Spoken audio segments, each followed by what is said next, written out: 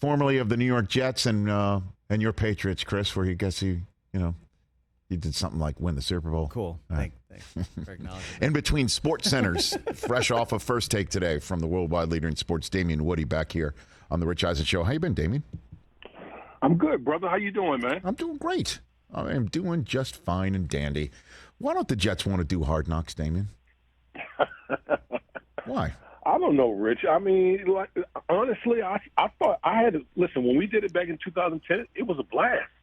It really was, man. It was obviously we had a lot of juicy storylines with Reeves' holdout and all the different characters and personalities we had on the team. But the one thing that Rick talked about was, man, if we're going to do it, let's go all the way with it. Let's have some fun with it. We did all types of crazy stuff, shake weights and all pranks and you had everything in there, man. And so I think sometimes these guys.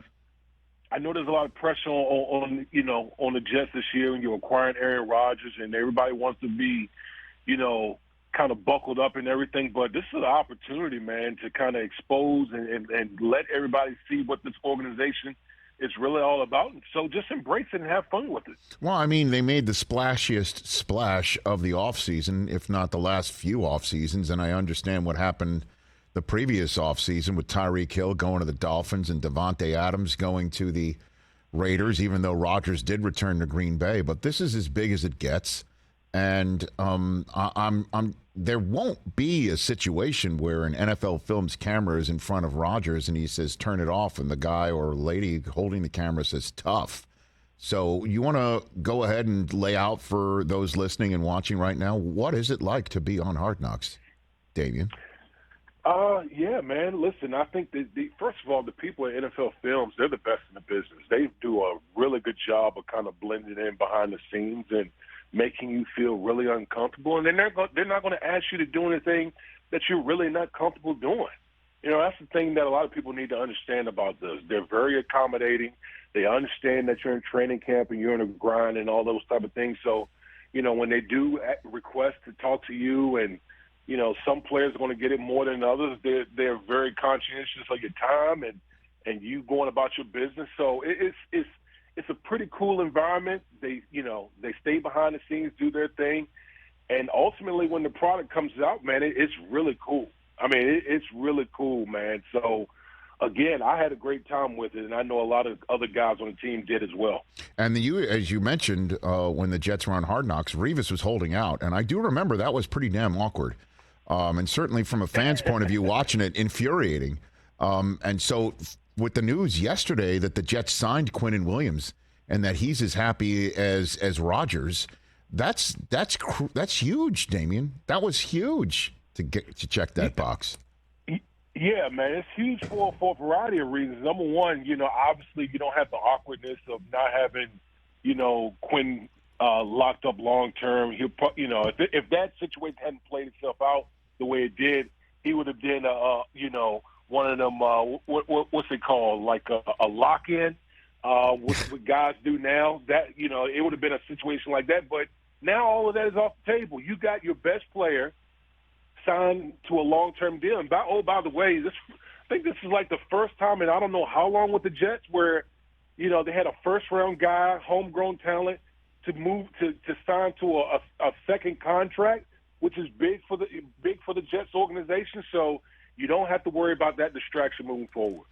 Damien Woody from ESPN here on the Rich Eisen Show. Okay, so the one thing that concerns me about how it's not going to work out is that line up front, because nobody talks about that. We're all talking about Rodgers and how he got a lot of the receivers that he's familiar with and happy with, and Breece Hall coming back. Nobody talks about that line up front. Obviously, you can, so go for it. What's going on there, do you think? Well, I think that's the biggest question mark with the Jets, to be honest with you, is the offensive line. I think, the one thing, it's not for a lack of resources. I think Joe Douglas since he's become the general manager of the Jets, he's poured a lot of resources into the offensive line. I think they got a lot more depth than they did last year, but they got some question marks, particularly at the offensive tackle position. You got 38-year-old Dwayne Brown, who's coming back off a torn rotated cuff. So, at that age, you got to wonder, can he hold up for 17 games this year? And then obviously Mekhi Becton, who's, the former first-round pick, Joe Douglas's, first, pick as a general manager. He's missed basically 2 years of football. He's in great shape, by the way. He's in terrific shape, but anytime you've missed 2 years of football, there's a big question mark. So, those are the things that that's going to bear watching. I think that's the biggest story in training camp is the offensive line. I know it's not the sexiest thing, but it's the thing that's most relevant as it relates to the New York Jets. Well, in terms of two words that aren't usually associated with the Jets, few holes.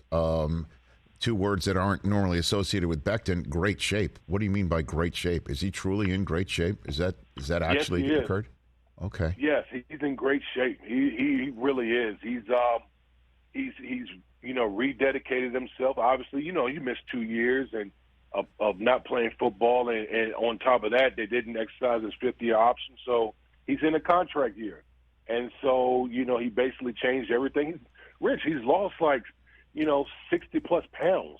He's just completely transformed his body. He looks really good. Now the next thing is you got to go out there and do it with the pads on. Anyone can look good in underwear football. Now you got to go out there with when you got to go out and move 300-pound men. That's the next step in this whole thing with Mekhi Becton. So hopefully he gets that done. Damien Woody, two-time Super Bowl champ from ESPN here on the Rich Eisen Show.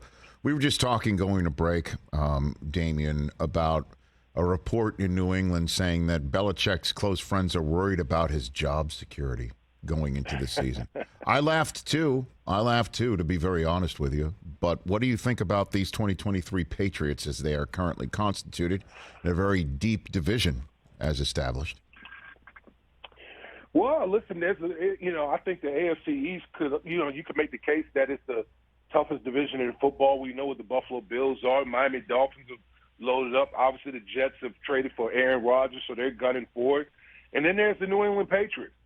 You look at the Patriots. Obviously, they added Bill O'Brien. I think was, listen, last year that was a disaster at the offensive coordinator position, and that was Bill Belichick's doing, by the way. So bringing in Bill O'Brien, I think that's going to help the offense out tremendously. But when you look at the Patriots, man, it's just who scares you on offense? You got Juju Smith-Schuster, you got Devontae Parker, Kendrick Bourne, Ramondre Stevenson, who I really like in the backfield. That's the one. That's the one, Damien. If I had to peg somebody, it would be him, and that's why maybe adding Dalvin Cook or DeAndre Hopkins adds that juice. But that's not usually the move that the Patriots make. Certainly right at the outset of training camp, that's kind of out of character. Yeah, absolutely. And listen, I love Ramondre Stevenson, but we're talking about in a passing league when you don't have a threat on the outside. That's troubling. Look at the rest of the division. Look at the weapons in the rest of the division. So, listen, I don't subscribe to the job security thing with Bill Belichick. I do think that, listen, he has his eye on Don Shula's all-time record, but there are words from Robert Kraft that, hey, there's expectations here. We are the New England Patriots. We've been the preeminent franchise over the last 2 decades. So I don't think Bill Belichick would ever get fired, but I do think has the stove been turned up a little bit? Yeah, I do think so. Damien Woody here on the Rich Eisen Show. Give me the NFC team you like. We're so focused on the AFC. The NFC team you like going into 2023 and training camp starting next week is? Rich. Mm-hmm. I'm more of a believer in the Green Bay Packers. Okay. Okay. I am. Let's dig in. What do you got? I listen. I don't subscribe to, everyone has doom and gloom on the Green Bay Packers. Obviously, going from Aaron Rodgers to Jordan Love. I get it. But here's what I also know. That is a very talented roster.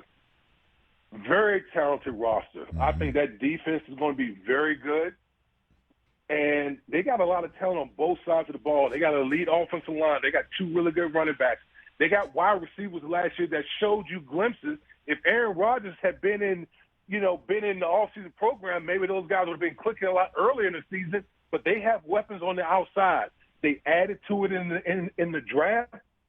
I think the Green Bay Packers are going to come out and surprise this year. I do. I think they're going to vie for the NFC North because they have that type of talent, and I'm a believer in their coaching staff. And then how far do they go? Because obviously that's Jordan Love. Are you just describing to the fact that, they're going to do it again at the quarterback spot with somebody who sat there for 3 years waiting on Hall of Famer? Are you really thinking that or what? Listen, the chances of that where you just going from back to back to back as far as Hall of Fame quarterbacks, I'm not there. But I do think Jordan Love has he's in a situation where he can be successful coming right out of the gates because he's surrounded by talent. He's been there 3 years. He knows the system. He knows the inside and out. He knows the guys on the team. He knows the personnel. He's comfortable with the personnel. So I think he has a chance to hit the ground running. They have talent on both sides of the ball. So that's the team I'm looking at, Rich. I'm looking at the Green Bay Packers to do well this year. Yeah, I'm with you with that. I think the receivers that showed some flashes last year will, I think, be well served to have their quarterback be someone from their age peer group. I do think there is some plus to that, right? I mean, you've been in locker rooms left, right, up, and down. Don't you think that there's going to be some sort of added benefit because of that, right? Absolutely, and I also subscribe to guys making big jumps from year one to year two. Okay. And so we see the struggles that, Christian Watson and Romeo Doubs, had in year one, and they got better as the year went on. But I think now with a full off season and working with Jordan Love in the off season program, those guys can come out blazing this year as opposed to last year being rookies and not really having that chemistry with your quarterback, especially during the off season. So who has a more successful year? And by that I mean threaten to win the division and then potentially win it, make a playoffs, win a playoff game, become a Final Four team in a conference. Which has a better shot to do that? The Packers with Love, Rodgers with the Jets. What do you got for me, Damien Woody? Let's go. What do you got? I'm gonna go Jets with Aaron Rodgers. Okay. I'm gonna go Jets with Aaron Rodgers because you're talking about a Jets team that was had one of the best defenses in the league last year, and they're returning 9 out of 11 starters from that group, so they should be just as good, if not better, than they were last year. And Rich, you watched the Jets game as well as I did. Yes, sir. The Jets quarterback situation was one of the worst situations in the league, and this team was still on the verge of making the playoffs late in December. And now you're telling me, oh, by the way, we're going to put Aaron Rodgers on this roster. Are you kidding me? Like, come on, man. Like a determined, ready-to-go Aaron Rodgers on this Jets roster? I'll take that all day, every day. That's because, Zach Wilson and Mike White and Flacco, when they all had to get in towards the end of the season, squandered the terrific start that they got off to because of how terrific that defense was in a place, by the way, like Green Bay. Quinnen Williams was in, Rodgers was in Quinnen Williams' lap like Quinnen was a mall Santa Claus, man, So that was huge, but they squandered that. And part of the reason why the Jets did get off to that start was not just the defense, is because of how terrific Breece Hall was. I mean, Absolutely. Before he blew his knee out, one of the best home run hitters to be drafted that I've seen in the 20 years that I've been in the NFL, and that's a fact. That is not Jets fandom coming out. I mean, the way he would hit a hole, the matchup problems that he created on a poor linebacker that got stuck on him, that's what I want to see in Hard Knocks. I don't know if the Jets will let that one out, but I want to see how Hall looks. I want to see if we can see how Hall looks in training camp, because if he looks the way that he looked last year and he comes back, and Garrett Wilson and Sauce Gardner, your reigning rookies of the year, are playing step-up type football in year two, man, that offensive line has to protect, just to bring it all full circle. I'm with you.